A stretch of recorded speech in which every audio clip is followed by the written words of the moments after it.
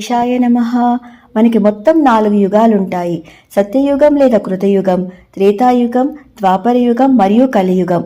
ఈ 4 యుగాలు పూర్తయితే ఒక మహాయుగం అవుతుంది. అలాంటి మహాయుగాలు 71 పూర్తయితే ఒక మన్వంతరం. అలాంటి మన్వంతరాలు 14 పూర్తయితే ఒక కల్పం. ఒక కల్పం బ్రహ్మకు ఒక పగలు. పగలు పూర్తవగానే ప్రళయం సంభవిస్తుంది. ఆ ప్రళయకాలమే బ్రహ్మకు ఒక రాత్రి. అది కూడా ఒక కల్పం. బ్రహ్మకు ఒక రోజు గడవాలి అంటే 2 కల్పాలు పూర్తవ్వాలి. ఇక బ్రహ్మ ఆయుష్ 100 సంవత్సరాలు. బ్రహ్మ ఆయుష్లో మొదటి 50 సంవత్సరాలు ప్రథమ పరార్థం అయితే చివరి 50 సంవత్సరాలు ద్వితీయ పరార్థం అంటారు.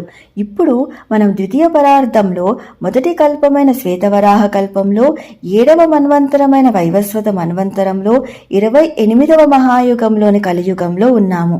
సర్వం కృష్ణార్పణమస్తు. స్వస్తి. Please do like, share and subscribe. Krishna Sakhi.